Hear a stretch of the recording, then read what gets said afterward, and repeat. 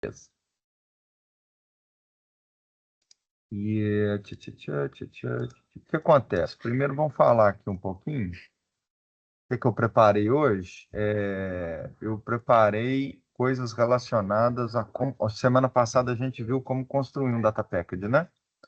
E aí a gente até simulou algumas coisas, ficou de para casa para vocês replicar o que eu tinha feito. Essa semana eu já pensei da gente, por causa das coisas que a gente combinou, né? Dos próximos trabalhos que a gente vai fazer.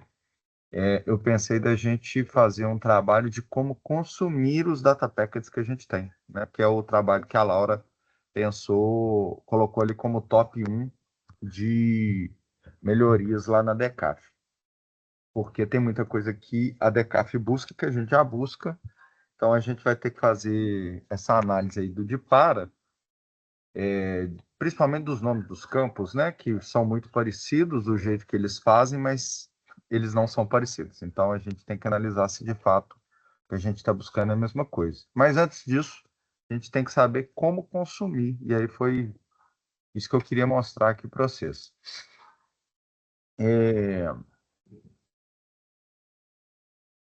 O que eu fiz? Eu fiz uma pequenina análise, eu acho que vocês não tiveram tempo de responder ainda, mas aí a gente traz aqui para discussão, que lá no repositório de reestimativa, que a Laura já colocou aqui, tirou do GitLab e trouxe aqui para o GitHub, eu criei esse issue que é mudar a forma de como as bases são extraídas. E essa mudança é não usar mais os relatórios da DECAF que vem no BO e usar os data packets da AID. Bom, dito tudo isso, eu coloquei aqui a análise de dois recursos, né? Já vou usar os termos lá da Frictionless. O primeiro recurso é o exec cota e o segundo recurso é o exec crédito autorizado DESP. Esse nome de exec cota e exec credit out DESP são os nomes da DECAF. E aí, se você vem aqui no código, eu vou abrir duas abinhas aqui, uma para o repositório em si e uma para o VS Code online, apertando o pontinho, acho que isso vocês já sabem. Aí eu vou explicando aqui o raciocínio que eu usei. Bom, da onde que eu tirei aqueles nomes, né? Data Raw, que é o processo que a Decap faz hoje. Aqui tem um monte de planilha. As fontes são diversas, né? Esses que eu peguei são coisas que vêm do BO do Seattle. E aí a gente vai discutindo um por um. Então, o exec cota, que é esse recurso aqui, ele é um... E olha que legal, né? Já tem instalei aqui um plugin que lê Excel, por isso que ele abre assim. Então, se vocês quiserem, se vocês abrirem na máquina de vocês ou no VS Code Online e não funcionar, é porque você tem que instalar aqui um leitor de Excel. Excel Viewer. Bacana.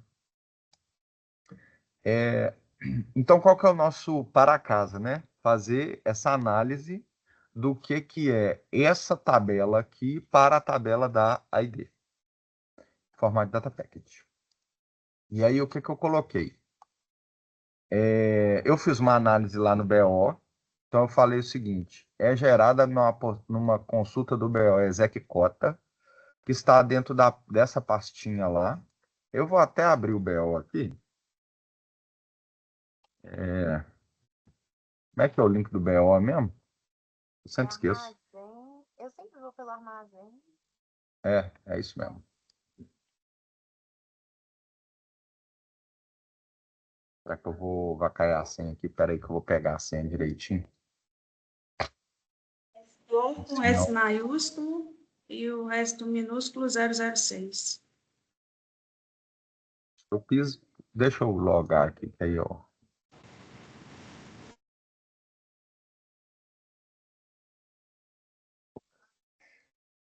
Que não dá para ver, né? 006. Primeiro S maiúsculo. Aproveitando enquanto você olha a senha, Ok. eu acabei de O, Hã? Tá no meu grupo? Agora você tá no meu vídeo? Tá baixinho. Peraí, vou resolver isso, mas pode continuar. Ixi, digitei errado aqui 2 vezes. Ai, ai. Bom, precisa da gente entrar, não. Só porque eu queria mostrar aqui o seguinte. Ela está nessa pasta lá, depois eu só queria confirmar com você se é essa consulta mesmo, né? Algumas coisas que eu queria confirmar, e aí é porque eu não sei fazer, é se tem algum filtro lá na consulta que vai para além do ano. Porque se existe lá na consulta algum filtro que é além do ano, a gente tem que pensar nesse filtro no Python. Pode falar, Vivi. Vocês podem me interrompendo, gente, não tem problema não. Não, é porque como eu já estava com o BO aberto para fazer uma consulta, ele está aberto aqui. Se você quiser que eu projete ele para ver alguma Ah, coisa. ótimo, ótimo. Manda ver. Mas eu já adianto que eu acho que nenhuma tem filtro, além do ano. Ah, não, ótimo. Essa. Inclusive, Vivi, se você puder me mostrar aí como que chega nos filtros, porque eu não consegui achar isso. Muitos anos que eu não mexo no BO.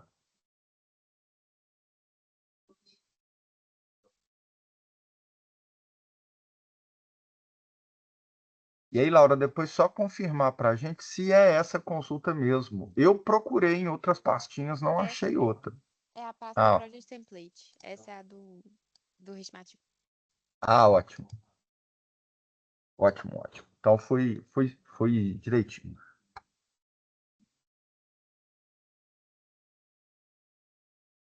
Agora é a luta para chegar no filtro. Eu fiquei com essa briga aí quarta-feira a tarde toda. Essas consultas que já, elas, quando você clica nela, elas já mandam direto o CSV, porque tem umas que quando você clica, elas abrem. Essas que já mandam direto o CSV, você tem que clicar com o botão direito, visualizar. Ok. Que aí você Eu vai fiz isso. visualizar a consulta, aí você vai aqui, ó, editar provedor de Ah, dados. Aí aqui você consegue mexer nas ah. variáveis e nos filtros. E criar outras abas de consulta também, se você quiser, pelo adicionar consulta. Não, perfeito. Mas isso daí eu já responde a pergunta, né? Porque aí facilita, porque a gente não vai ter que colocar nenhum filtro, teoricamente, que vocês estão fazendo aí no, lá no Python. E aí a outra pergunta que eu fiz, que eu acho que se é essa consulta vai ser respondida como sim, é que o envio diário dela para esses dois e-mails, que é o dcgc.ceplag, dcgce. Exato, eu fui nesse histórico aí. As duas estão assim, viu? Tanto o exec cota como o exec crédito autorizado, blá blá blá. Calma, só essas duas teriam envio para outro e-mail, é isso? Como assim? Tá. Não, você só consultou essas duas, né? Tipo, você não olhou todas. Só olhei Ah, essas tá. duas. Entendi. Achei que elas estavam diferentes das outras. Não, mas beleza. Não, não, só olhei essas duas para ver, para tentar entender o processo atual de vocês, né? Aham. Pra ser sincera, eu nem sei de qual e-mail que pega, não. Tem que conferir. Mas é um desses dois e-mails mesmo. Mas isso não vai fazer tanta diferença para a gente, porque a gente não vai usar mais esse processo, né? Eu Uhum, acho que o principal agora é É fazer o de para a nossa consulta de cota e ver o que bate, o que não bate, sabe? uhum. É, Inclusive, o Carlos tinha feito esse de para. Eu tentei caçar esse issue e eu não achei de jeito nenhum. Eu tô achando que pode estar em algum. Acho que estava em algum repositório que foi apagado. Eu tô com essa impressão. E aí eu vou tentar caçar de novo, mas o Carlos tinha feito de para bonitinho, assim. Eu vou. eu perguntei ele, eu procurei também, perguntei, ele não achou, eu não achei, mas a gente não apagou o repositório, a gente arquivou. Então, pode ser que você não estava lembrando disso, né? Mas pode ser que esteja num repositório arquivado. Se Uhum, tiver, o está lá. Aí beleza. vale a. Bom, é, então eu acho que agora a gente já pode partir de fato. Aí, Vivi, posso trazer a tela, para a gente já começar a praticar como buscar os nossos data packets mesmo.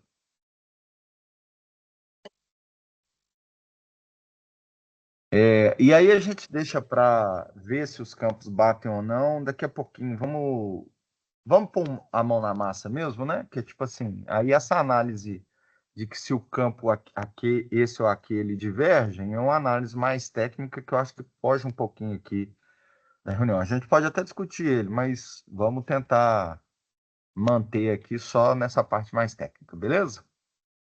Técnica Beleza. no sentido do Python, né? De usar os data packets, não no sentido dos assuntos orçamentários. O que acontece? Eu vou fazer um do zero aqui. Então, vamos imaginar que eu preciso acessar os dados que estão sendo armazenados do Cisor. Então, eu tenho um repositório e vocês vão entender por que eu vou fazer o Cisor primeiro. Porque ele é um repositório aberto, tá? Os que a gente precisa tá lá nos dados armazém CA, que é um repositório fechado. A dinâmica vai ter um pulinho do gato para mais, mas aí para ir nessa construção do conhecimento eu vou fazer primeiro mais fácil. Então eu preciso de acessar aqui os dados do Cisor.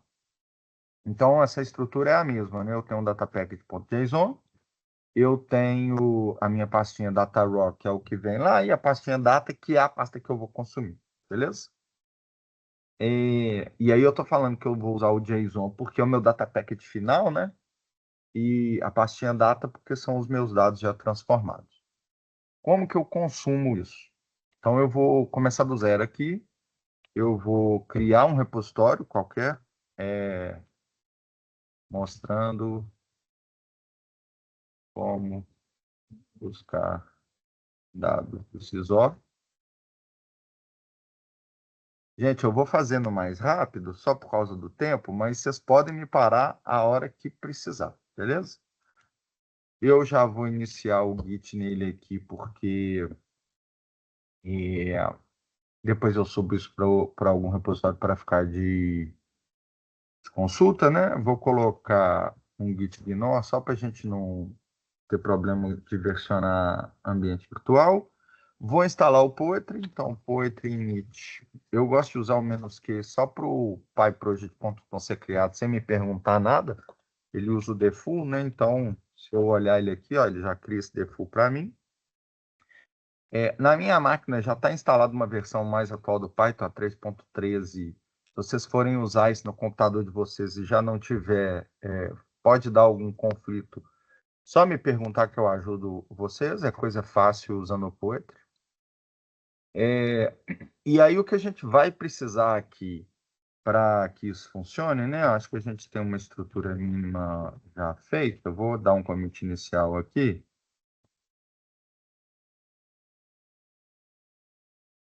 Então, beleza, montei aqui minha estrutura.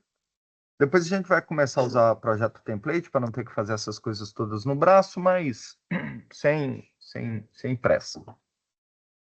E aí eu até escrevi aqui para vocês, nesse issue, que a gente vai instalar uma biblioteca que chama DPM.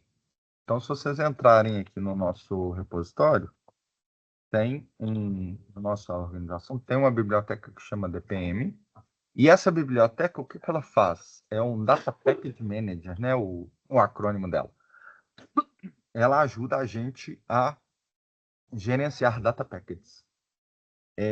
Se a gente instala ela, né? Então ela ainda não está no PyPy, por isso que eu vou usar essa sintaxe maluca aqui, ó. Mas eu vou levá-la para o PyPy. Aí bastaria dar um Poetry Add. Por que a gente não levou para o PyPy? Porque já tem uma biblioteca no PyPy que chama DPM, e aí a gente não conseguiu usar esse nome. E eu acho que eu criei uma DPMG, alguma coisa assim, só está faltando levar. Ela foi uma biblioteca criada aqui dentro da Explore. Isso. Tá. Dá os créditos aí ao grande Francisco e ao grande Labanca. Eles que criaram essa biblioteca. Só está faltando, tá vendo? Eu tô aqui de papagaio de pirata, não fiz porra nenhuma, mas Só está faltando levá-la para o PyPy. Nós vamos fazer, não fizemos por causa do nome. Eu já criei uma biblioteca lá no PyPy que chama DPMG. Não sei se ficou bom ou não, mas, enfim, vamos fazer isso. Você quer perguntar alguma coisa, Laura? O que essa biblioteca, assim, faz, principalmente? Vou te mostrar aqui instalando ela. Beleza. Então, eu vou dar um Poetry Edge. Eu custei para lembrar dessa sintaxe aqui ontem. Poetry Edge e o caminho dela lá para o nosso GitHub. E aí o Poetry vai fazer essa mágica maravilhosa de criar ambiente virtual, usar minha versão do Python, lá, lá, lá, lá, lá, lá. Eu só vou precisar de ativar ele aqui para não precisar de ficar rodando toda hora o Poetry Run, blá, blá, blá, blá, blá, blá. Se eu rodo aqui, Laura, dpm, --help, a biblioteca já tem uma série de instruções para a gente. Ela ficou, o CLI dela ficou muito legal nesse sentido, porque a documentação tem alguns pontos de melhoria, mas a documentação já está bem completa, né? Então, lendo aqui, ó, ela Data Packet Manage para instalar, atualizar e remover dependências de dados. Então, o que o dpm install faz, né? Eu lendo aqui a instrução. O dpm install, ele faz o download e instala data packets que você quer. E você vai listar num arquivo que a gente padronizou, que chama data.tom. Então, se eu quero consumir um repositório que chama o meu dados armazém CIAF, eu vou falar para o DPM onde é que ele está, ele vai lá, vai pegar e vai baixar esse data package para mim, e aí, com o poder da Fixolis, usando pandas, eu vou poder consumir aqueles dados, né? Imagina que a gente quer 2 data packets. Eu quero dados armazém CIAF e eu quero dados CISOR no mesmo lugar para eu fazer junção de tabelas, né? Eu vou poder usar o DPM nesse sentido. Vou na prática aqui, vou fazer para vocês. Ficou mais ou menos claro? Ficou? Ele tem aqui algumas outras funções, mas eu vou focar hoje no install, porque já vai ser coisa para caramba, vocês vão ver.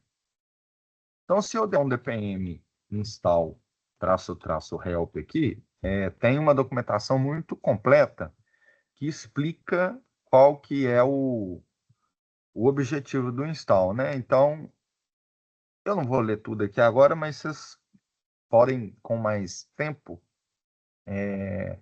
fazer essa leitura. O importante é saber o seguinte: quando eu dou um dpm install, ele vai procurar como default um arquivo que chama data.tom. E aí, esse data.tom é onde a gente vai escrever os data packets que a gente quer buscar. Beleza?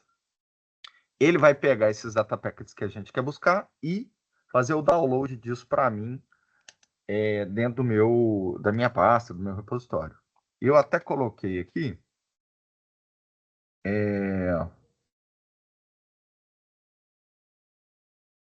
um exemplo de um repositório nosso, que é o Checks Planejamento Report, que a gente usa com essa lógica. Então, eu tenho aqui no Requirements o DPM instalado. A gente não está usando o Poetry aqui, então por isso que tem requirements.txt, mas eu acho que vocês entenderam essa lógica e essa diferença. E aí na raiz eu tenho o data.tom. Olha a estrutura do data.tom. Eu ponho um título ali, é só uma propriedade mesmo. Esse arquivo ele é muito parecido com o YAWM, é um jeito de escrever parecido com o YAWM, mas tem uma sintaxe um pouquinho diferente, né? Que é um arquivo.tom, mas a lógica é a mesma. E aí eu falo o seguinte, ó, eu quero trazer, quais são os pacotes que eu quero trazer aqui para eu trabalhar com ele? E aí eu coloco essa propriedade de packets, e ele fala, ó, o primeiro é o packet.cisor. Qual que é o path dele? E aí ele passa o caminho para aquele data packet.json no formato raw, né? Que é aquele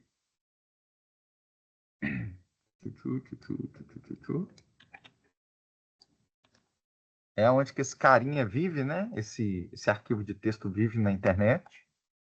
Então eu quero buscar esse cara completo aqui. E aí quando ele vê aquele arquivo datapacket.json aqui porque aqui está determinado o path do recurso, ele já sabe aonde que ele tem que buscar cada recurso daquele data package. Essa é a mágica que o DPM faz. Beleza? E aí aqui essa combinação, né? Eu falo com ele assim, ó, eu quero o Cisor e eu quero o Sigplan que está morando em outro data package. E eu quero também os dados auxiliares que estão morando em outro data package. E olha que interessante. Para os dois primeiros, eu vou trazer tudo.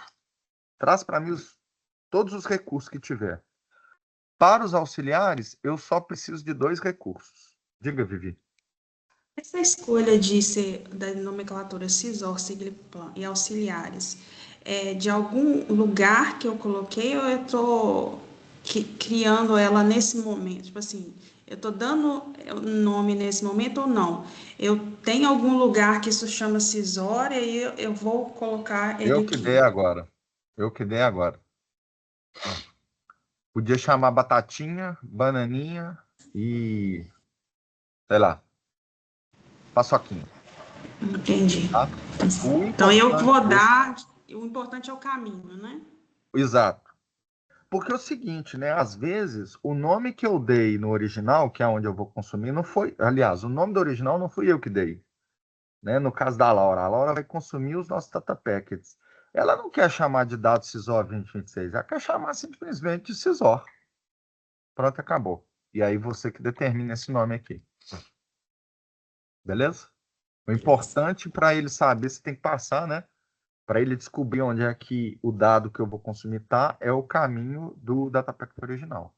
O nome que você vai dar para ele é o jeito que fica melhor para você.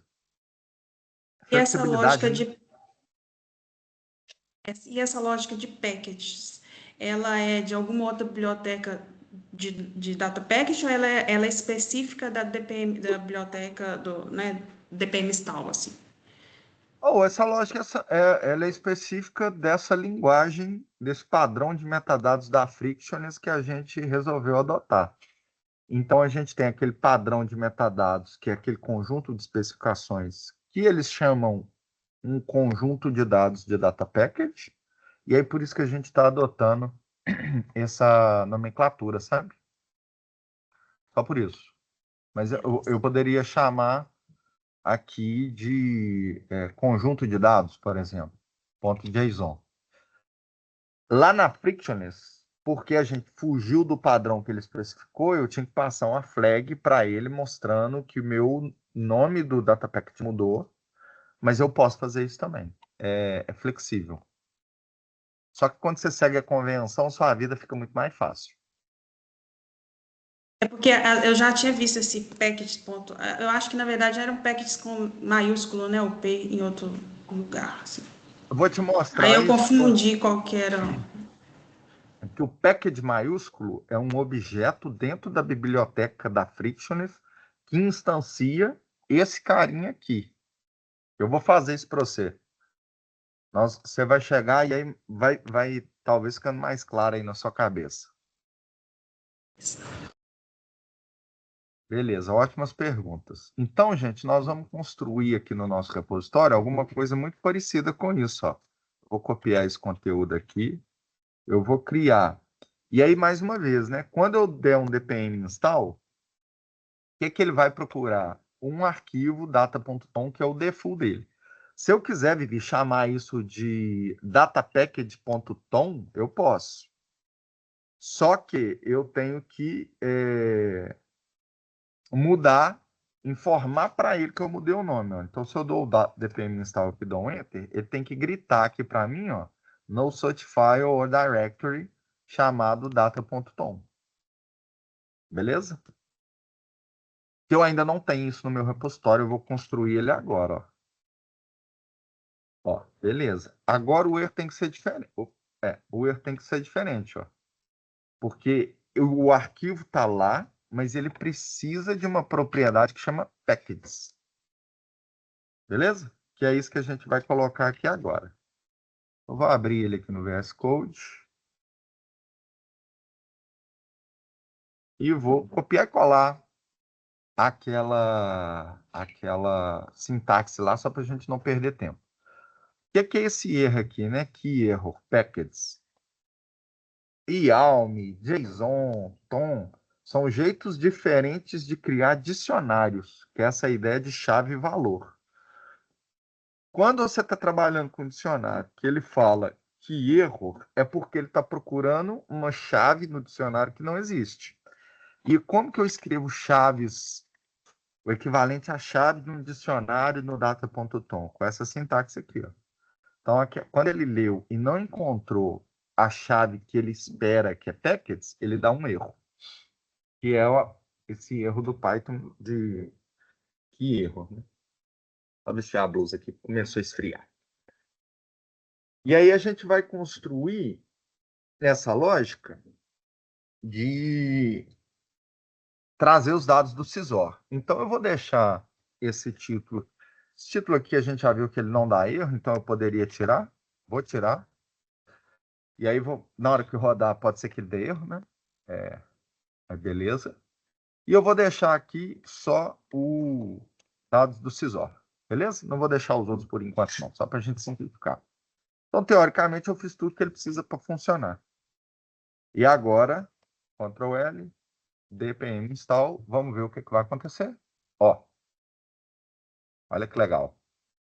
Aqui o que ele está falando, né? Estou fazendo um download do Cisor, e aí ele falou que fez o download de todos os recursos. Vamos ver como é que ele manda isso para mim, ó. Ele cria, ó, git status, ele cria uma pastinha data packets, e lá dentro ele coloca o data package que eu pedi, que é o Cisor. Vou apagar aqui, Vivi, e vou rodar de novo, porque eu vou chamar isso aqui de Cisor 2026, que é aquela questão que você me perguntou do nome, né? E vamos ver o que ele vai fazer. Ó, baixou tudo de novo, e aí ele já muda o nome do meu data package que eu estou acabando de criar. Com E base no aí dado... ele dá um nome a partir daí, porque eu achei que ele fazia alguma busca a partir daí. Não, ele busca a partir do caminho, os resources que estão dentro do arquivo datapack.json naquele repositório e trazem para cá e dá o nome a partir do nome que você deu aí depois do ponto. Perfeito. Aí na hora que você olhar aqui o data, ó, o que tem dentro do data? Todos os recursos, porque eu não especifiquei recursos específicos, e ele traz para mim o datapackage.json. Como eu tenho isso aqui no meu repositório, o que eu posso fazer? Eu posso criar, aí eu vou começar a trabalhar com o dado, né? Eu posso criar aqui, criar na raiz, né? Na verdade, vou criar uma partinha de scripts e vou pôr aqui no novo arquivo, vamos chamar ele de cisor.py, só para a gente brincar com ele. Aí que vem o package, Vivi. Então, from frictionless import package. E aí, qual que vai ser o meu package? Vai ser o Cisor que está nesse data package aqui. Então, eu tenho que ir lá em data package, Cisor, data package, ponto, não sei o quê. Ficou claro, Vivi, a diferença? Ficou. Ele traz, Vamos... então, além dos dados, ele traz o data package. Porque eu preciso desse data package para usar o poder da Frictionless Para validar, para usar o Pandas e por aí vai. Vamos brincar com esse carinha aqui, que eu acho que é a parte mais legal. E aí você vai ficando com mais de um data package no seu repositório, né? Se você trouxer de fontes distintas. Vamos fazer aqui, ó. Vamos pegar esse outro aqui, ó. Dados auxiliares. Então, eu vou no meu arquivo data.tom, vou colocar mais um. Eu vou só mudar aqui para Cisor de novo. E aí, nos dados auxiliares, eu estou pedindo ele para trazer só 2 recursos, em vez de trazer a coisa toda. Beleza? Vamos rodar o dpm install aqui de novo. Ó. Ele baixou do Cisor. Vamos ver onde que ele fala que ele baixa. Aqui, ó. Packages auxiliares. 2 recursos, que era o que a gente queria. Aí aqui na minha pasta, ó, eu já vou ter auxiliares, Cisor e Cisor 2026. Ele não apaga o que já está na pastinha, viu, gente? Então, como eu só mudei de nome, ele trouxe de novo, eu vou apagar aqui para a gente ficar com um só. Ó, Mas se o nome for o mesmo, ele substitui os arquivos, né? ele Com substitui os atualização. arquivos. Exatamente. Exatamente. Por isso que, se meu ETL roda todo dia, o meu DPM install vai ter que rodar todo dia depois que a atualização rodou lá, né? A gente pode até criar um trigger, né, Laura? Tipo assim, rodei o DPM install, rodei o dados armazém CIAF, dou um trigger nos seus data packets para que ele rode sozinho. Beleza? Então aqui eu posso colocar quantos data packets eu quiser. Detalhe interessante, viu, gente? Não é só a Explore MG, a organização Explore MG, que cria data packets no GitHub. Tem muita comunidade, governo federal, inclusive. Então, se eu quiser consumir dados que estejam no GitHub, dentro desse padrão de especificação da Frictionless, eu posso usar a mesma lógica do DPM install. Não está restrito aos nossos data packets. Lógico que eu acho que 99% das vezes a gente vai usar o deles, mas quem sabe a gente não acha algum dado de outro lugar para a gente consumir e casar com os nossos, né? É uma possibilidade. Beleza? Vamos brincar um pouquinho com isso aqui, ó. Eu pus o Cisor, mas já que a gente tem outros data packets, eu vou renomear isso aqui para DF e Pandas. Que é a brincadeira da transformação que a gente vai ter que passar a fazer. Não é o foco aqui da coisa, que eu quero só mostrar para vocês como que a gente consome. Fera do Pandas aqui é vocês duas, mas eu só vou mostrar até onde que a gente pode chegar. Então, primeiro eu vou rodar esse script aqui. Eu tenho dois data packets, né? Eu tenho o Cisor Data Package e eu tenho agora o auxiliar. Ele já até está completando aqui para mim, ó. Beleza? Tenho dois data packages, vou instanciar ele aqui e vou rodar esse arquivo com o menuzinho do modo interativo para ele ler e a gente conseguir brincar com eles aqui no terminal. Gabriel, ele Então, preencheu errado ali fechou? auxiliares, a pasta. Ah, tá. Danadinho. Auxiliares. Valeu pela observação. Então, scripts, Pandas. Gente, seguinte. Nunca, nunca, nunca eu fiquei uma tarde por causa disso. Nunca chame esses arquivos de script de pandas, pura e simplesmente. Ele dá um conflito com o namespace do pandas, de fato. Então não façam essa mesma cagada que eu já fiz. Então por isso que eu botei esse DF aqui. Ele leu, e aí isso não gera nenhuma estranheza para vocês, não, dele ter lido já de cara?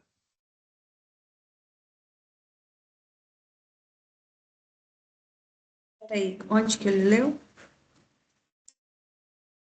Eu chamei esse arquivo, né? E aqui eu fiz algumas importações, mas a gente não instalou nada de Frictionless por enquanto. Por que que ele leu essas coisas para mim, assim? Ele não tinha Não que dar tá um break. no ponto .ml, não? Já as dependências? É isso. Quando você instalou o DPM precisa, se você der aqui um Poetry Show DPM, uma dependência do DPM é a Frictionless. Então, por isso que não precisei de instalar. Beleza? Assim como Pandas também, mas a gente vê que vai dar um erro ali. Estou mostrando esses erros, ou tentando gerar esses erros, para na hora que acontecer com vocês não ficarem perdendo tempo. Então vamos brincar com isso aqui, ó. Eu tenho o primeiro data pack. Eu vou pegar o segundo, que ele é menor. Então é o auxiliar package. Aí, ó, ele tá aí. Né? Ou seja, Vivi, eu peguei o arquivo datapackage.json que está na pastinha do data package auxiliar, usei a classe da Frictionless, que é o package, letra maiúscula, e aí instanciei, né? Criei um objeto da vida real que eu chamei de auxiliar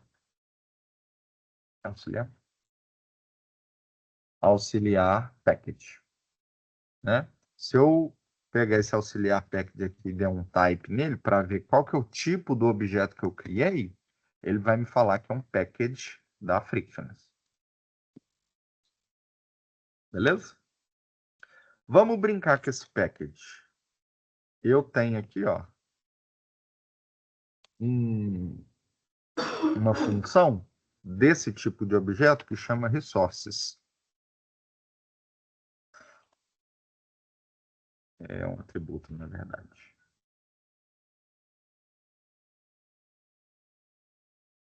Ele já me dá ali. Resource names. Olha lá, ó. Ou seja, o que eu estou querendo saber aqui? Olha, eu tenho dois recursos. O FFP Ações e o Desk Setor Governo. Ótimo. Eu quero o data frame dele, porque eu quero fazer modificações naquele recurso, nessa minha fase de transformação, para depois salvar ele lá na pastinha data, que é onde eu preciso dele para fazer o trabalho da DK. Então, eu vou fazer aqui, ó, FFP Acoins, criar uma variável, que vai ser o package, auxiliar package.getResource, e vou passar o nome lá, ó. O que esse cara vai fazer para mim? Ele vai me dar só o recurso. Então, é como se ele tivesse tirado do data package o recurso, né? Lembra daquela coisinha modular, né? Eu estou construindo, eu construí o meu data package de forma modular e eu posso ir desconstruindo ele de forma modular usando o poder da biblioteca Python que foi construída. E aí aqui eu posso df pandas, o df auxiliares, para nomes melhores, né? ffp acoins, ponto do pandas. E aí, de fato, eu vou ter o data frame que eu vou poder brincar. Isso aqui vai dar um erro. Ó, não deu. Que beleza. Eu achei que ele ia pedir a instalação do pandas. Mas eu acho que é porque, como a gente viu aqui em cima, o pandas já vem instalado junto com a Frictionless, junto com o DPM. Ótimo, melhor do que eu esperava. E aí, Laura, você vai ter o seu data frame aí, ó, bonitão para você trabalhar. Olha que beleza. Diga, Vivi. Quando eu uso o Pandas aí, eu estou usando aquela versão que está lá no meu arquivo.toml sempre. Não entendi sua pergunta. É porque tem aquelas coisas de, às vezes, de conflito de versão. Existe alguma possibilidade de ter um conflito de versão? Eu já coloquei no meu repositório a versão do Pandas, por exemplo, que eu estou usando. Você já colocou. Então, não vai ter o problema da versão, porque você instalou o DPM, que já setou a versão da Frictionless que você precisava, que, por sua vez, já está instalando a versão do Pandas que precisava, que não é conflitante com essas duas primeiras que a gente instalou. Então, o próprio DPM está fazendo, junto com o Poetry, está fazendo essa gestão toda para você. Tá, beleza. Beleza? Mas assim, aí, pegando o gancho da Vivi, então meio que a versão do Pandas que eu tô usando é a versão que foi definida lá no DPM, digamos assim. Acredito que sim. Se a gente Uhum. entra aqui, ó, pyproject.tom, aqui, ó, eu tô pyproject. Cadê? É o último que está aberto, não? Aqui, ó. Não, eu tô procurando a Frictionless. Aqui, ó. Quando ele faz isso, engraçado que ele não está especificando nenhuma versão aqui, né? Então, eu acho que o próprio Poetry, na hora que ele instala as coisas todas, ele faz a compatibilidade ali das versões para você. Aqui eu só estou falando com ele que eu preciso de instalar Aqui, ó, ele nem especificou a versão da Frictionless aqui não, tá vendo? Uhum. Porque ele não achou necessário. Pode ser que no futuro isso dê um problema de versão, porque aí ele vai tentar instalar a versão mais atual da Frictionless, que precisa de uma versão fulana de tal, e aí a gente vai ter que analisar. Tem um pacotinho que a gente usava, que eu criei junto com o Francisco lá na Transparência, que chama DPCamp. Esse pacotinho, ele tem esse problema, porque a gente parou, tinha muito tempo que a gente não mexia nele, mas a gente especificou aqui, ó, uma versão da Frictionless muito antiga. E aí, se eu já tenho, na hora que eu instalo, ele instala essa versão antiga da Frictionless. E aí, se eu tento usar algumas coisas olhando a documentação nova, vai dar pau, porque a da versão 4 para a versão 5 mudou muita coisa. Aí é o problema da biblioteca, você tem que abrir isso pro cara e por aí vai. Super divertido esse tipo de coisa. Um pouco frustrante, né? Porque você quer resolver o problema ali na hora, mas é divertido porque você fica procurando onde é que o erro tá. Muito boa a pergunta de vocês. Muito boa mesmo. Bom, a gente pode passar todas essas coisas aqui, né, pro arquivo DF Pandas. Então, se eu quero aqui um CISO, eu posso passar aqui. Deixa eu pegar o datapack de ponto. Vou pegar um recurso só.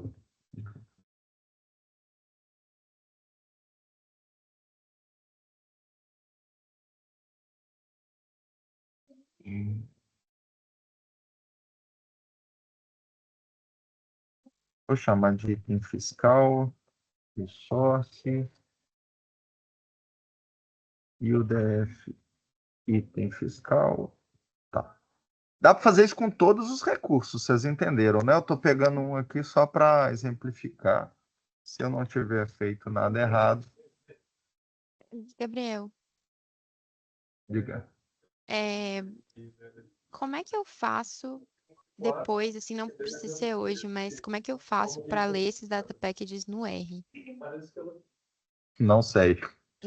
Porque, tipo assim, para o futuro, né, igual eu falei lá naquela discussão, a gente mudaria os relatórios. Nossa, tá dando conflito aqui, né? A gente mudaria os relatórios pro Python. Mas enquanto não mudou, a gente usa ele para transformar as bases, que é o mais importante. E aí, ele é só no R, né? Então, assim. Ah, mas dá para eu pegar a base em CSV, né? Tipo assim, armazenar em CSV no meu projeto e usar o R para mexer, né? O que eu pensei? Vamos entrar no issue aqui de novo. Quais as ações que a gente vai ter que fazer? Eu, inclusive, já comecei e vou fazer isso aqui ao vivo para vocês também, para a gente já começar o trabalho de fato. Então, ó, eu vou instalar o Poetry lá nesse projeto, tá? Estimativa. Eu vou instalar o DPM, e aí a gente vai ter todo esse poder que a gente tem agora. A gente vai criar o data.tom para buscar, para sempre dar um DPM install lá no dados armazém CIAF. Eu vou criar aqui uma task de extract, que é o DPM install, que vai rolar diariamente, né? E aí depois a gente cria um actions para isso. E aí eu já pensei da gente converter os seus scripts do R na hora para Python para fazer a transformação desses recursos. E por que eu pensei nisso aqui? Porque os scripts não estão tão grandes assim. Então, se você vem aqui, ó. Cadê a. Aqui, ó. Config. Não, é code. R. Munge. Exec4. Pode falar, Lau. Então, não, pode falar primeiro, depois eu levanto esse ponto. Eu entendi, posso ter entendido errado, que a transformação que você faz naquele arquivo data raw tá aqui. Passar isso aqui para Python, ó, melzinho na chupeta. Então, a gente pegaria o recurso lá, criava o script do Python aqui e já começava arquivo por arquivo fazer essa transposição do Rio São Francisco. Sua Então, vez.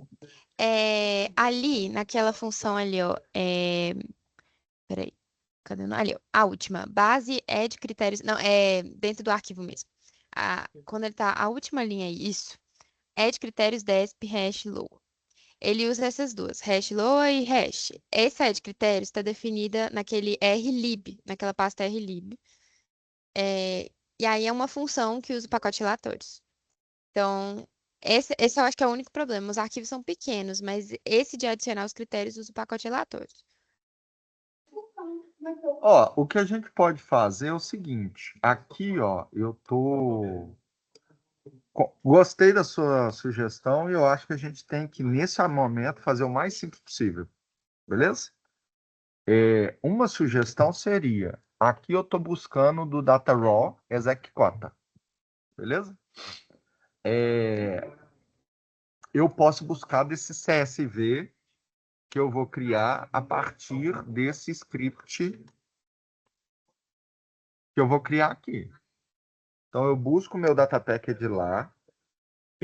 Na transformação, eu já mudo os nomes dos campos para o jeito que você precisa, porque aí você não vai precisar de mudar nada no seu script em R. Salvo esse cara num data raw novo, e aí, ao invés de você consumir ele aqui, você consome nesse que eu acabei de buscar lá. Você só vai precisar de mudar essa linha aqui no seu código. Depois a gente vem refazendo os códigos em R. Faz sentido? Sim, eu pensei nisso mesmo. Acho que fica ótimo. E aí, quando mudar o relatório para o Python, aí a gente muda tudo. Aham. Você tá mutado, Gabriel.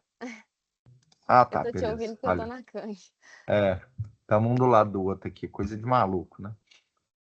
Mas eu até fiquei curioso, depois eu vou entrar aqui no rlib e lá, para... Mas assim, teoricamente isso aqui me pareceu bem fácil de passar para o Python. Esse sete critérios também, ele é bem besta. Ele é só, tipo, adiciona colunas a mais. Essas colunas adicionais estão definidas lá no relatórios, né? Como que adiciona. Mas, assim, o relatórios, ele não é um pacote, tipo, com funções complexas. Não vai ser difícil passar ele para o Python. O problema é o volume, é a quantidade, assim, de função. Só isso. Beleza. Maria vai ajudar a gente nisso. Ganharemos 2 braços aí bem fortes para fazer essa migração. Bom, mas eu acho que a primeira ideia do trabalho é esse, né? Que é trazer e aí a gente pensar algumas estratégias inteligentes de, na hora de fazer o de para o jeito que eu trago, para o jeito que você precisa, fazer essa conversão aqui usando o Pandas, salvar o CSV num novo data raw aqui dentro, né? A gente pode, sei lá, dar outro nome, né? Data raw Python, alguma coisa assim. E aí consumir esse novo dado que já elimina o seu trabalho de extração dessas informações via BO. Beleza. E aí está...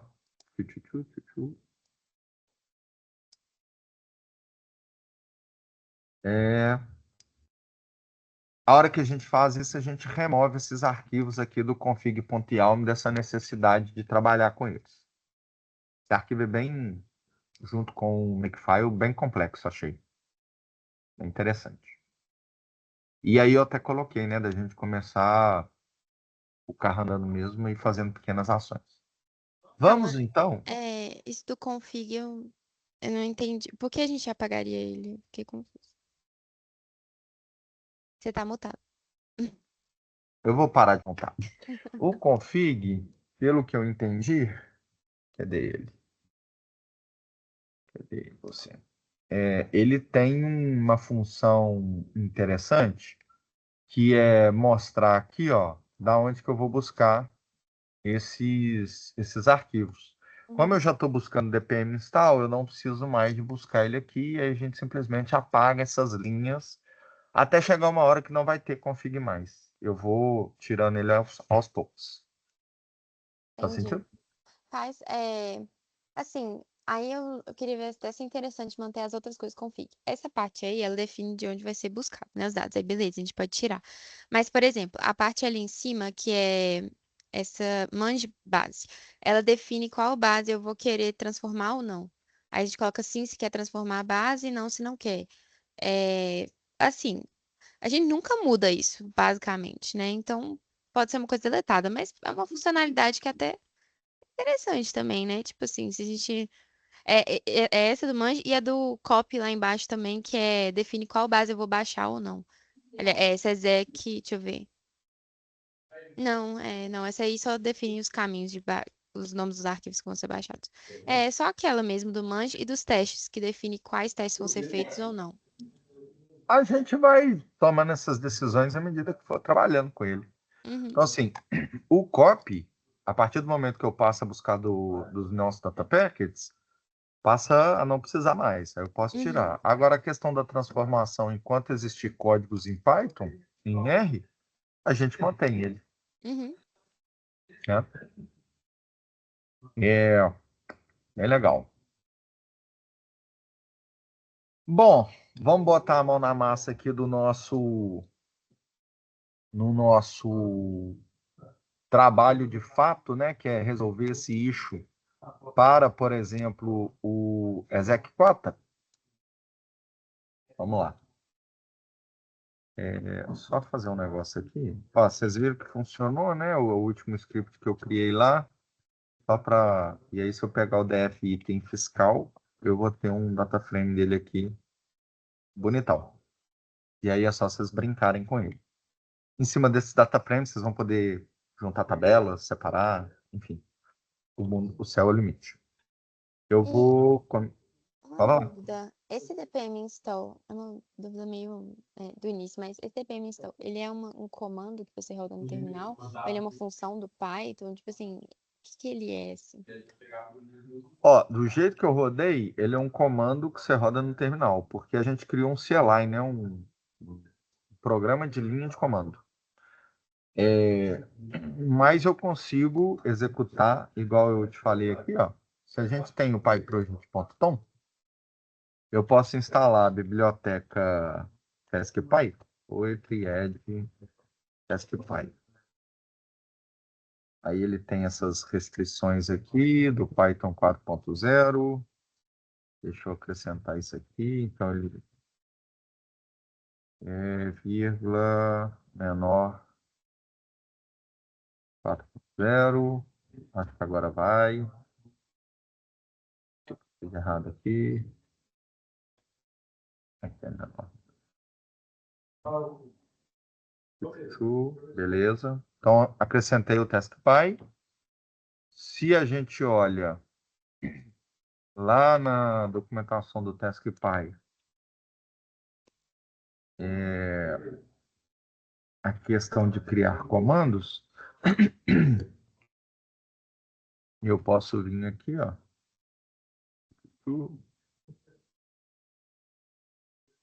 e criar o comando, por exemplo, extract, que é simplesmente rodar o Poetry Run DPM install.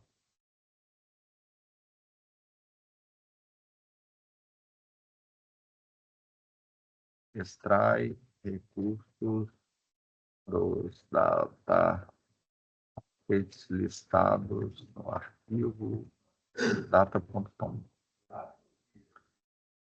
Por que eu estou te falando isso? Ó? Ao invés de eu dar um dpm install, agora eu já tenho aqui ó, um task que chama extract, que extrai. Você não precisa de saber o que o comando está fazendo, ele está fazendo a parte de extração para você. Né? Então, se eu der um task extract, ele vai fazer a mesma coisa que a gente já fez.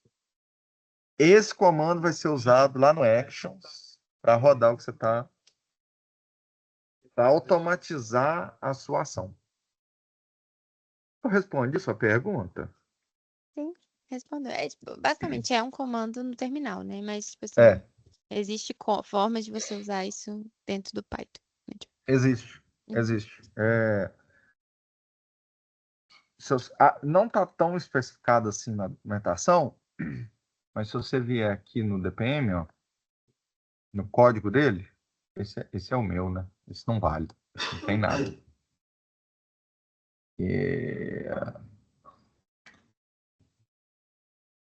Se você entrar aqui no código, source DPM, vai ter aqui um arquivo install. Beleza? Esse arquivo install faz esse tanto de coisa aqui. E aí, a raiz, né, a cabeça do comando, aí você ia ter que ler o script aqui. É o extract packets. Beleza? Então, se você viesse aqui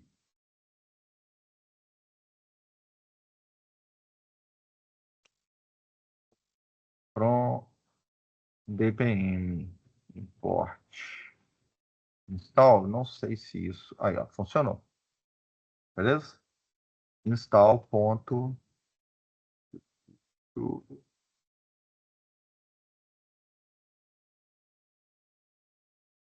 Você poderia colocar isso num arquivo lá e aí você chamava esse arquivo. Lógico, né? Você vai ter que passar esses dois parâmetros aqui, ó. Beleza? Porque você pode fazer desse jeito, mas o fato de ter o CLI, né, a linha de comando, facilita a sua vida. Mas você pode dar essa hackeada também. Entendi. Show? Valeu. Tem uma biblioteca do Python também, se não me engano, está dentro do sys, de sistema, que você consegue chamar os comandos como se estivesse rodando aqui no terminal. Então você poderia fazer por lá também. Nós vamos construir, viu, gente, um CLI, que é o CLI do ETL. Vou colocar vocês para fazer. Acho que essa questão de linha de comando vai ficar mais clara na cabeça aí de vocês. Bom, eu ia comitar isso aqui, ó. Git add pontinho.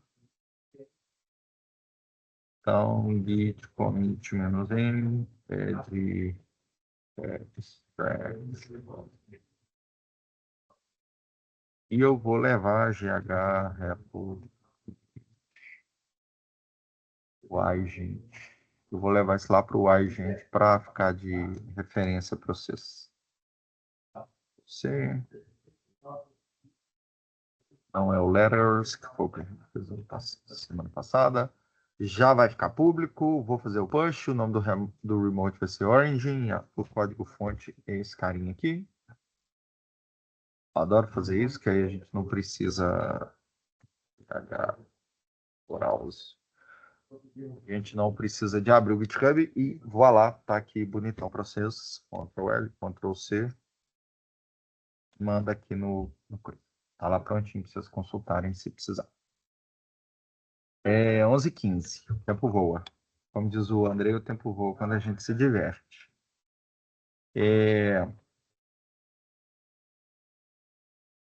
Eu vou então aqui entrar no nosso REST estimativo. Eu não sei se eu tenho ele aqui.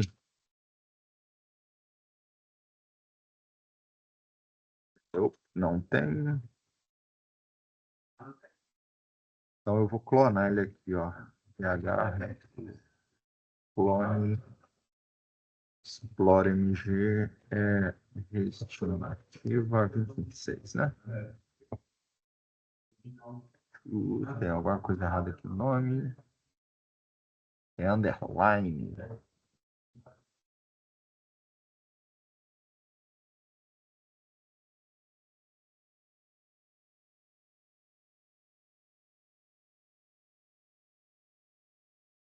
E aí eu vou no nosso issue, que é o issue número 6. Ativa. Beleza, vou só criar uma nova branch. E checkout. -b. Vou dar o número do issue aqui, ó. É de DPM. Vamos fazer para uma tabela só, que é essa execcota. Execcota. Então, Estou na minha nova branch, vou seguir o que eu propus aqui para vocês nesses passos aqui, ó. Primeiro é instalar o Poetry que não existe lá, né? E aí, não tem problema, Laura e Vivi, a gente ter o Poetry e o Requirements trabalhando com o pip no mesmo repositório. Só lembrar que quando você precisar de um, você tem que ativar o ambiente com cria. Quando você precisar do outro, você tem que desativar aquele ambiente e ativar, né?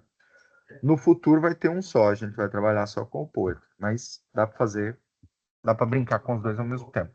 Gambiarra, mas dá para fazer. Então, não tem nada para comitar. Poetry init-q de quiet. Ele vai criar aqui para mim o pyproject.tom, que a gente já viu. E eu vou fazer a instalação do Poetry do BPM, igual também a gente já viu. Ele vai criar ambiente virtual, lá. Beleza. Então, agora eu já tenho, vou ativar, né? DPM funcionando aqui, ó. DPM funcionando, a gente precisa de criar o data.tom naqueles moldes que a gente, já viu. Vou pegar esse cara aqui. Vou pôr, esse aqui já não existe mais. Vou dar um code aqui para abrir o meu VS Code. Vai project.tom. Ah, não. Tem que criar ele primeiro, né? Data.tom. Fecha esse trem aqui. Beleza. Vou tirar esse título. Não quero esse título. Não precisamos. A gente viu que não precisa. Quanto mais verboso, melhor, né? Mas eu vou simplificar aqui e a gente vai buscar agora, porque agora o trabalho é real, né? A gente vai buscar as coisas do CIAF. Beleza? E aí eu vou apagar esse carinha aqui e eu vou deixar só essa propriedade de resources, que aí a gente vai trazer um recurso só, que é o equivalente da sua tabela. Você está com cara de pergunta, Laura? Não? Beleza. E aí, aonde que essas coisas moram hoje? Eu vou fechar, deixar isso aqui aberto, vou fechar essas outras coisas aqui. Apague dados armazém. Vou já pegar o 2026, beleza? Nós temos um problema com esse cara, que esse cara ele está privado. E por que que ele está privado? Porque na tabela de execução, a gente tem um campo de CPF e CNPJ. Beleza? Eu resolvi isso aqui no. Se vocês entrarem no nosso portal de dados aberto, esse mesmo conjunto está listado aqui. E se vocês entrarem aqui e abrir a tabela de execução e abrir o Data Package, vocês vão ver que eu tirei, usando o poder do Pandas, eu tirei esse campo, porque aí a gente não tem problema de dado sensível aqui. E é um campo que não faz tanta diferença para quem quer fazer uma análise orçamentária, né? De quanto foi empenhado, executado, por aí vai. Mas por que que no nosso repositório tem esse campo, ele está fechado, nós vamos precisar de um macetinho para conseguir rodar o DPM install. Vou rodar sem o macete, para vocês verem o que vai acontecer. Fato é que eu vou precisar do nome do repositório, então eu vou copiar aqui e vou passar lá para o nosso data.tom, então explore MG, eu só vou trocar esse cara aqui.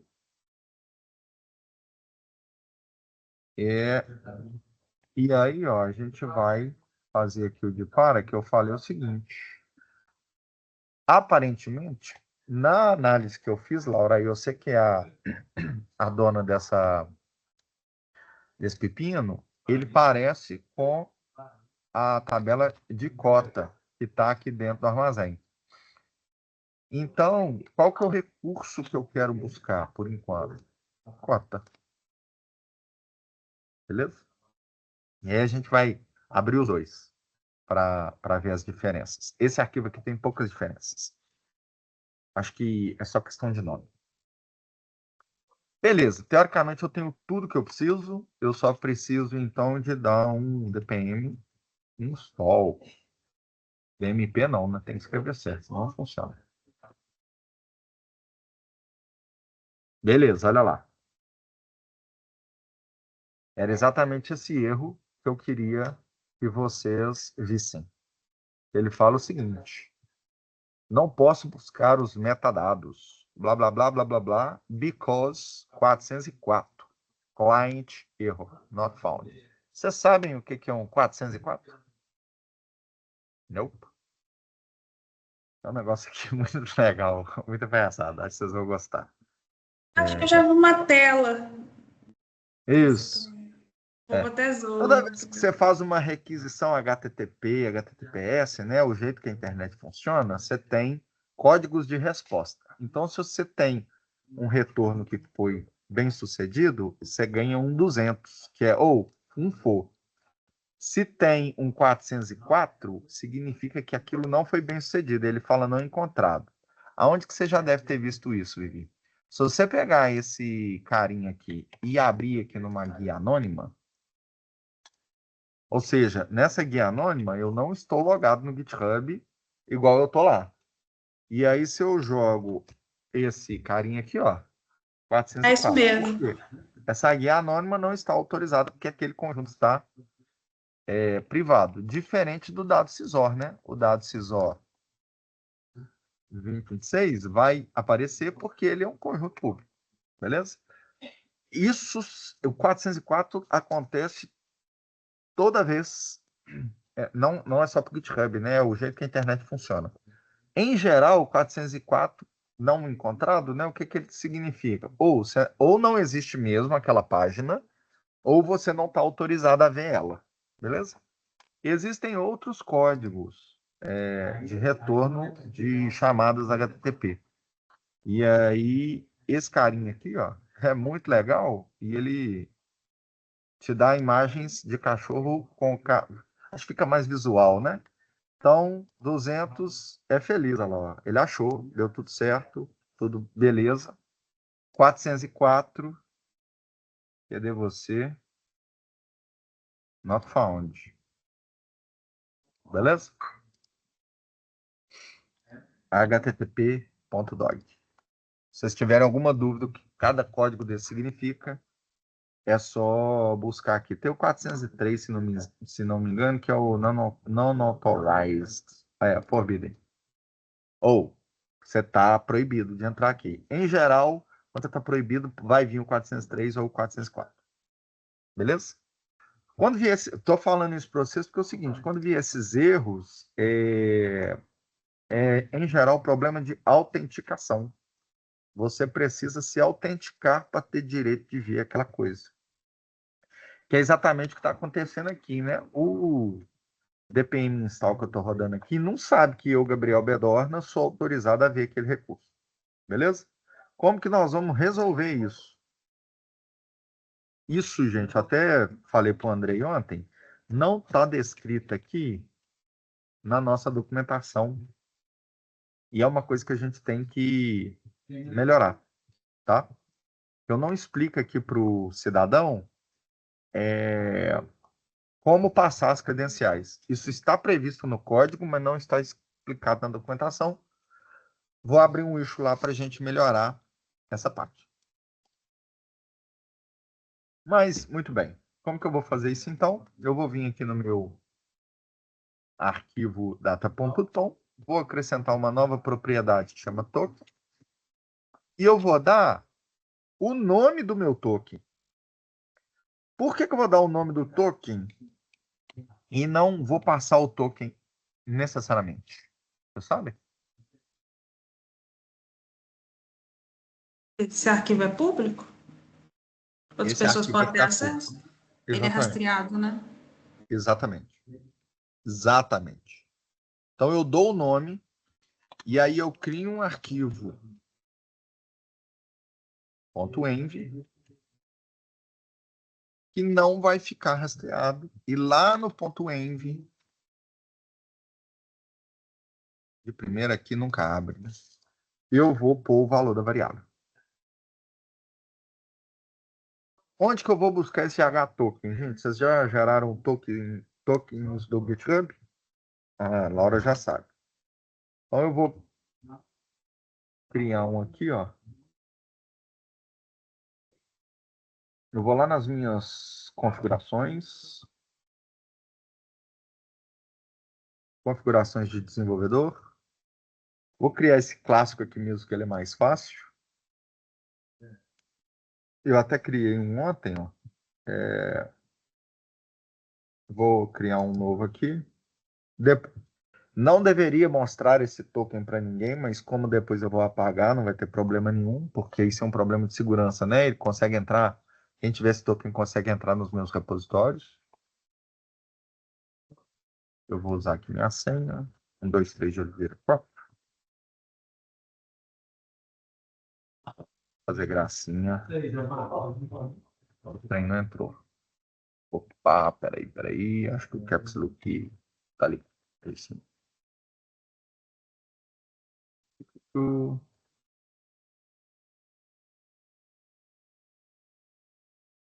eu vou gerar aqui, ó, token DPM. Vou falar que ele vai expirar em 7 dias, né? Porque aí se eu esquecer de deletar ele, e vou dar esse escopo de repositório. Quando eu dou o escopo de repositório, ele deixa qualquer um ler meus repositórios. Por isso que esse token clássico ele não é muito bom, porque a gente não consegue especificar aqui o repositório que eu quero liberar, né? Mas enfim, depois a gente pode falar sobre tokens. Eu vou criar ele aqui, só porque ele é o mais fácil para o momento. Pode falar, Vivi. Caso que a gente vai, por exemplo, rodar o DPM install todos os dias. Ele Aham. vai precisar desse token para rodar todos os dias. E aí eu tenho que colocar, então, um token para expirar muito tempo ou não? Sem expirar, por exemplo, ou por um período muito tempo. Ó, dá para você colocar aqui no expiration. Eles falam que é um problema de segurança, né? Mas também é um saco você ficar renovando. O que eu acho que a gente tem que fazer? Vamos até criar com esse aqui, então. Vou criar um novo, com esse jeito novo deles. E aí, ó, eu posso falar que vai ser para a Explore, beleza? Não vai ter expiração, por exemplo. Vai ser para um repositório específico, que vai ser o dados armazém CAF.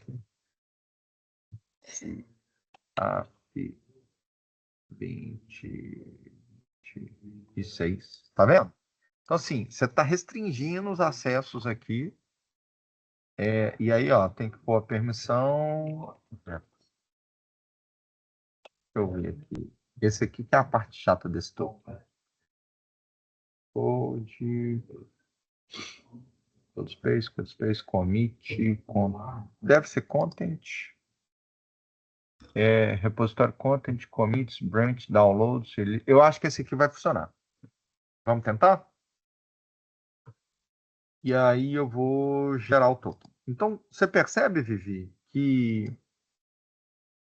E aí, eu não sei se vocês viram lá, ele está dando uma permissão só de leitura. Ou seja, não é tão bom deixar expiração nunca, mas você restringiu algumas coisas que vai te dar uma liberdade, uma segurança maior, tá? Por isso que é bom usar esse novo modelo de token. Eu não testei ontem usando ele, não sei se tem alguma pegadinha, mas a gente pode tentar aqui. Salvei. Passei aqui. Vamos ver se vai funcionar. Vocês acham que vai funcionar? Também não sei. Ó, tá algum erro aqui que eu nunca passei por ele. Vamos ver. Ele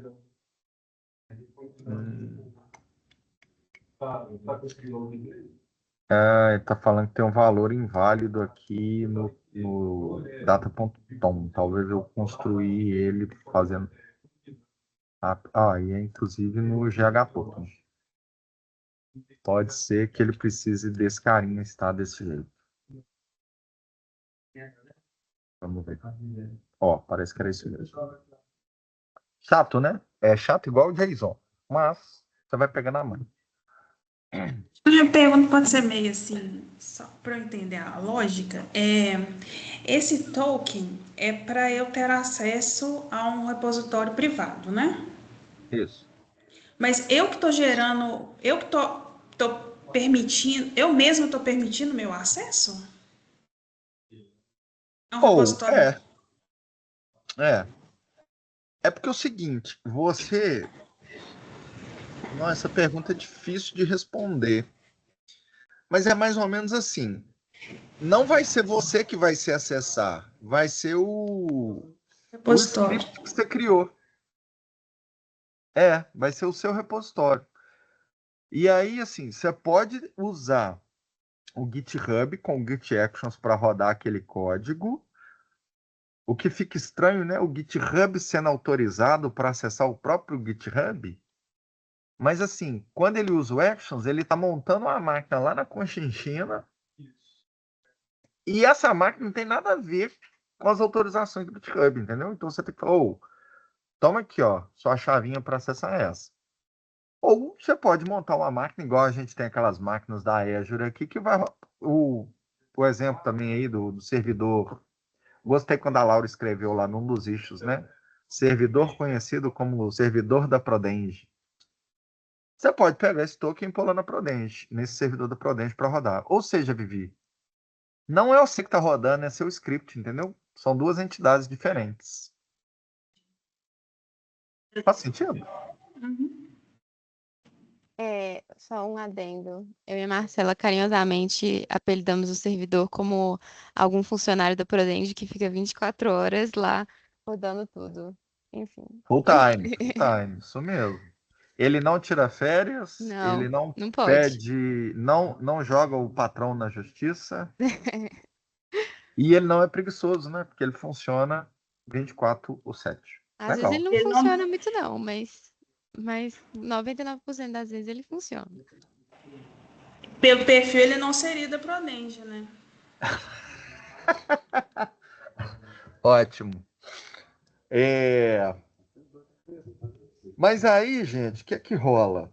Olha a mensagem que ele deu, né? Usando o token do GH Token para acessar o data packet do CIAF, e aí ele trouxe data file do resource cota salvo. Então ele veio aqui, Laura, data packet, CIAF, data, só tem um arquivo porque eu pedi um só. A partir do momento que a gente começar a pedir outros, ele vai me dar os outros, né? Gabriel, ele cria essa pasta data e coloca o arquivo, né?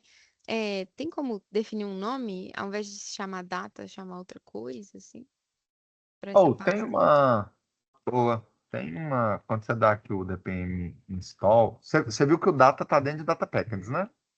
Uhum, Tem, na hora que você dá o dpm install, tem uma opção aqui, ó. Ele te dá o output dir, que é essa pasta de data packages. Eu acho que a pasta de data lá dentro, eu acho não. Aquilo que está escrito aqui, a pasta de data lá dentro você não consegue mudar. entendi. Beleza. Vai ficar. E se você mudar na mão, a próxima vez que ele rodar, ele vai apagar aquela pastinha, né? Porque você está rodando, então ele cria de novo. Entendi. Beleza. Bom, você viu que ele trouxe aqui só o recurso da cota mesmo. E a partir do momento que a gente acrescentar alguma coisa, ele traz aqui mais um recurso. O que eu queria mostrar para vocês aqui eram os campos. Então, aqui no Code, Python, tem alguns códigos em Python aqui. Eu vou criar mais um, que é o exec bota transform.py. Porque eu quero ver esse arquivo. que eu não vou usar aqui o poder do GitHub, né? Porque tá zipado. Então aí fica difícil de ver. Esse exercício vai se repetir aqui por muitas e muitas vezes, né? Então, from frictionless import package, não preciso do resource. Package é igual data package CIAF data package.json. Se eu estiver escrevendo alguma coisa errada, vocês me avisam, por favor. Cota vai ser igual package.getResource cota e o df cota vai ser igual cota do pandas. Vamos ver os campos aqui. Se eu não tiver feito nada errado, Python-i, para ver a pastinha aqui, code, Python, exec cota transform. Ó, que milagre. Acho que é a primeira vez na vida que eu não digito nada errado. Df cota, olha lá. Por que eu quis mostrar isso aqui para vocês? Df cota fields. Como que eu vejo aqui os campos? Tem Acho que usa o info, né? O info. info, df cota info. Ah, ótimo. Muito bom, muito bom. Vou aprendendo pandas aí junto com vocês. Aliás, né, com vocês, vocês já sabem. Olha o que está vindo. Então, vamos fazer o exercício aqui, ô Laura, do dispara.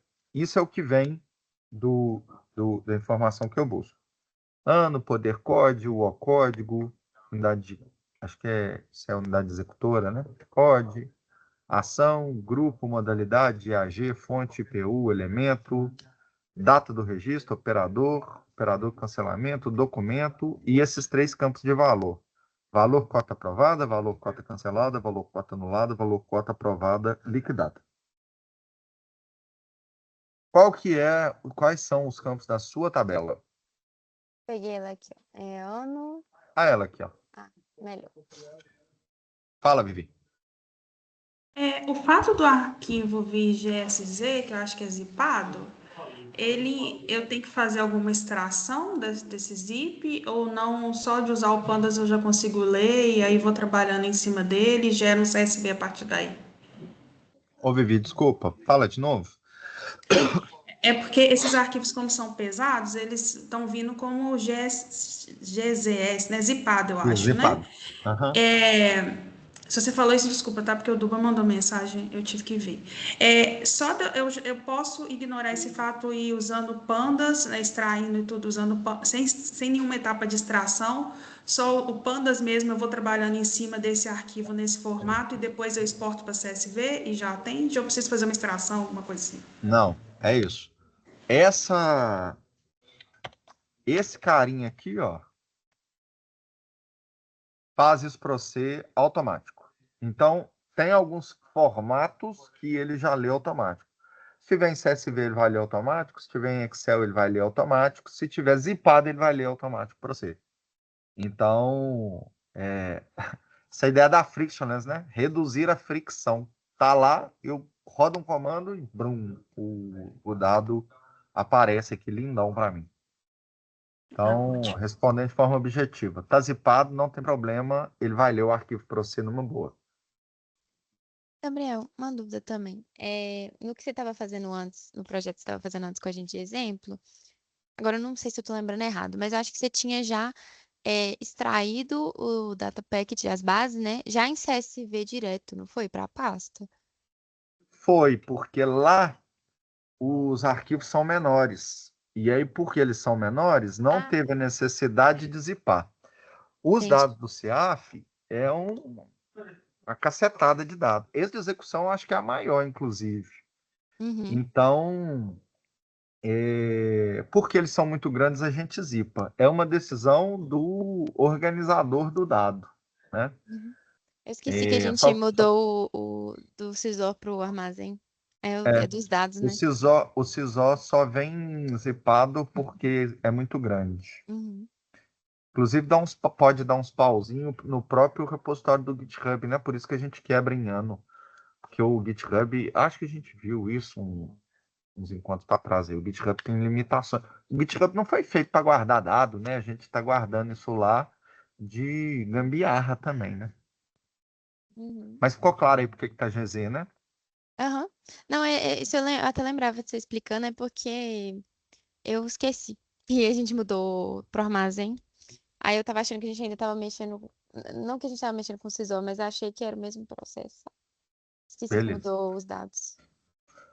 Gente, eu acho que essa análise, Laura, do que tem aqui e do que vai coisar, do que vai ficar, né? O que a gente vai usar é de vocês, mas é mais isso, né? Pelo que eu vi, todos esses campos aqui são campos que existem na tabela de vocês. Na tabela de vocês, na verdade, tem menos campos, né? Então, o OCOD tem aqui, ó. Ação COD tem aqui. Grupo COD tem aqui. IAG COD tem aqui. Fonte COD tem aqui. IPU COD tem aqui. Então, esses campos descritivos todos a gente tem. O ano também. E os nomes, inclusive, são iguais, né, o que vai facilitar. Mas você tem o valor de cota aprovada, valor cota aprovar, né? Deixa eu ver se o nome está completo. Aprovar, está completo. E eu tenho aqui o valor cota aprovada. Eu acho que o da Laura É, deve ser o líquida, a equivalência. Porque a DCMF, ela precisa olhar as movimentações, né? Se a cota, como eles que aprovam, eles olham se a cota foi aprovada, se ela foi anulada, se ela foi cancelada. Vocês aí na DCAF talvez olhem já o resultado final dela, né?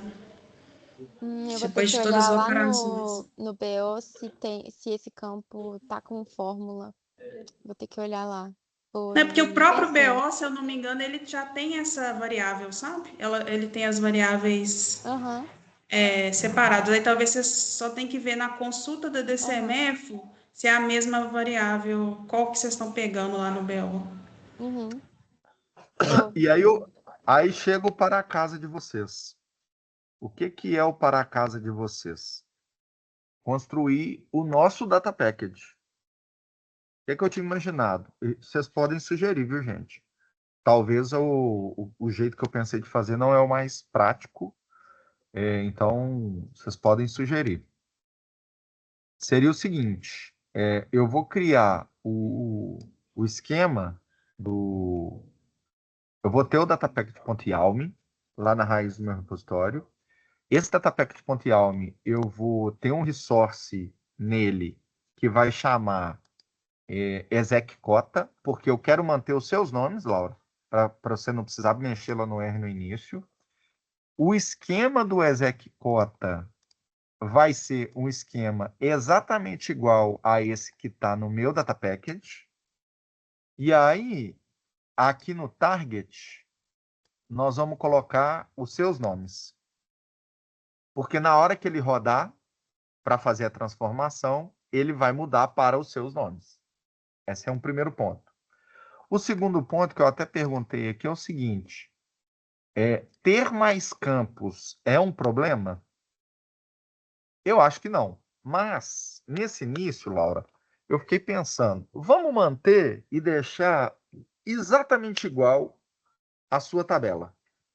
Beleza?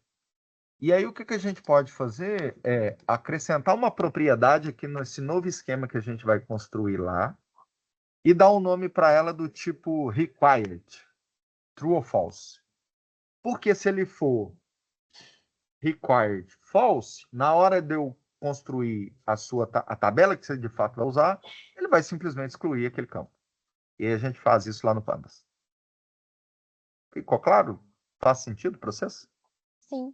E eu acho melhor, na verdade, ter menos campos mesmo.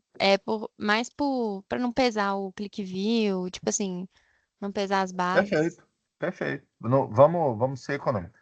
Deixa eu só ver aqui no table schema se tem alguma propriedade required para a gente não. Não, tem dentro das propriedades se o campo é required ou não. E dentro da constraint. Beleza. Então nós vamos criar aqui, ó. Então, você vai simplesmente colar. Você vai colar o datapackage.yalm lá. Você vai tirar todos os outros resources que a gente não está mexendo. Vamos construindo um por um. E o esquema do Cotesec, né? Você vai mudar para Cotesec. Vai ter essa nova propriedade de required sim ou não. E você vai ter que fazer essa análise se de fato o campo é valor anulado, valor cota não sei o quê, para valor cota aprovado liquidada, que foi isso que a Vivi falou. Feito isso, semana que vem, a gente continua nesse processo de extração usando as nossas bases. Seria no próprio IALM ter como se fosse um atributo igual tem o target description, ter esse requirement e colocar true ou false nele? Exatamente. Eu vou fazer aqui para vocês, ó. Vou pegar o datapackage.yalm aqui, Ctrl A, Ctrl C, vou ver que já funcionou, né? Touch, datapackage.yalm. E aí a gente vai usar a mesma lógica. O yalm é do dado que eu estou trazendo e depois a gente vai ter que ter um JSON que é do dado já transformado, bonitinho.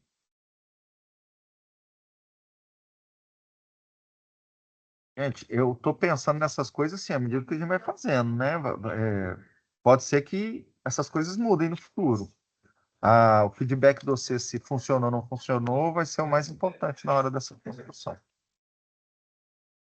Eu vou deixar por enquanto esses nomes aqui, só para a gente não preocupar com isso, porque o importante aqui é só o resource aqui de cota.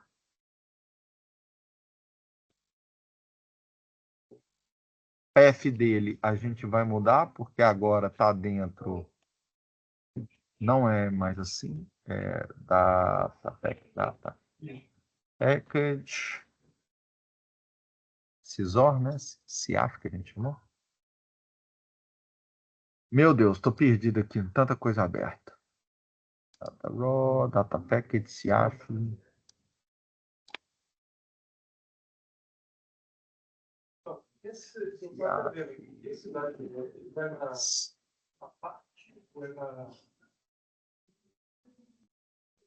Data cota.csv.gz.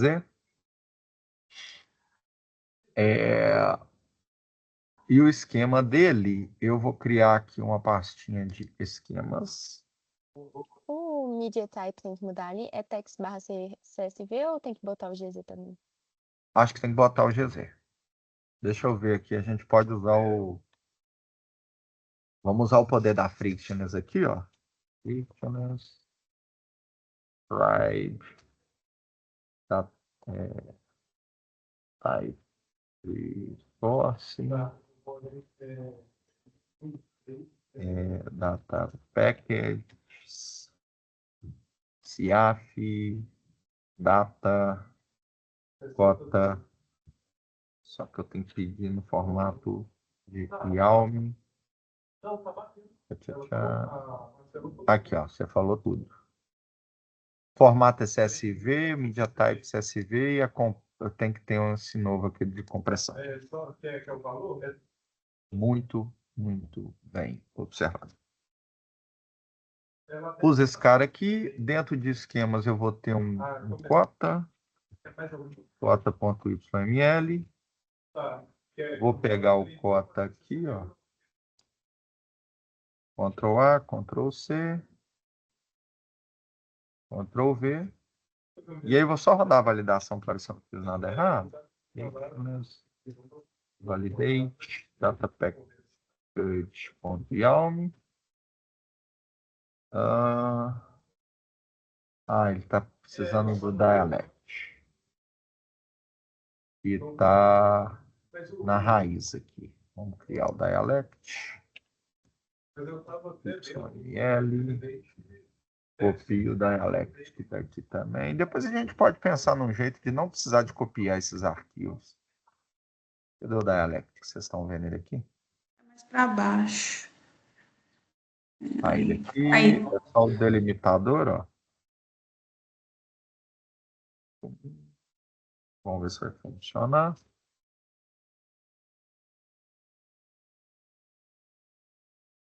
Data packages.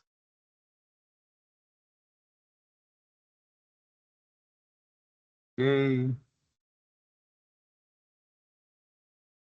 Vem uma caralhada de erro aqui.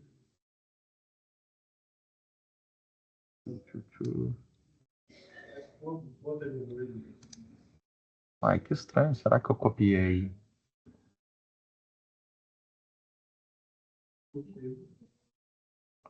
Eu vou deixar errado para vocês quebrarem cabeça. Porque eu só fiz isso tudo para mostrar a Vivi isso aqui, ó. Cota. Eu vou acrescentar aqui, Vivi. Ah, eu sei porque Gabriel, está errado. é porque já vem com o nome corrigido, aí tem que. Exato. Vou deixar isso para você fazer. Pode? Esse target aqui vai para cá. E aí, Laura, se o nome for igual, você pode tirar o target. Beleza? Porque ele vai entender. Beleza. Aí, Vivi, a gente vai ter aqui um required true ou false. Essa propriedade não existe no padrão de metadados da Frictionless, mas ela deixa a gente expandir. A gente falou isso semana passada, então eu posso criar isso aqui. Todos os campos que forem iguais ao que a Laura precisa, a gente põe required true. Os que não forem, a gente põe required false. Na hora de criar a função de transformação, a gente elimina os campos required false. Tipo, mudou, aí ficou. Piece of cake, né? Beleza. Beleza. Posso comentar? Uhum. Git add, cz commit. É uma nova picture. Ah, o arquivo datapackage.yaml tem que ficar na raiz. É bom. A gente está criando um data package do seu dado geral. Eu sugiro que sim, não necessariamente. Você pode mudar, porque a Frictionless te dá essa flexibilidade, só que na hora de rodar os comandos de validação e por aí vai, você só tem que indicar onde ele está. Entendi. Mas não necessariamente precisa, né? Padrão que eles estipularam. Eu vou só colocar cria data package.yalm. Adiciona processo de start. Inicia, né? Inicia processo de start via DPM. Vou falar para ele olhar o eixo 6. Git push. Origin 6.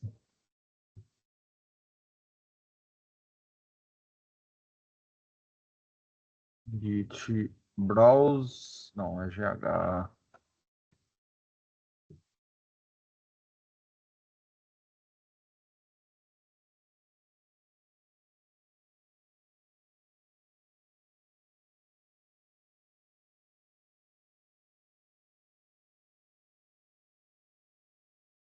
A branch já está aqui para vocês. Dúvida, gente? Não, tranquilo. Muito bom, gostei bastante. Gostei bastante. Eu vou tentar fazer esse, ô, Gabriel, do Propag, porque eu vou ter que ler o dado CIAF 2026 também. Aí eu vou tentar fazer, porque eu tenho que entregar esse painel antes de sair de férias. Aí eu vou tentar rodar ele. Vou usar exatamente da mesma lógica. Ótimo. Aí então matamos 2 coelhos numa pedrada só. Muito bom, galera. Tô adorando. Qualquer coisa, Também me tô aciona curtindo. lá nos issues. E vamos começar nesse mão na massa aí. Beleza? Fechou. Muito Ah, bom. obrigada, gente. Obrigada. Bom final de Nada. semana pra vocês. Para nós. Valeu. Tchau, tchau.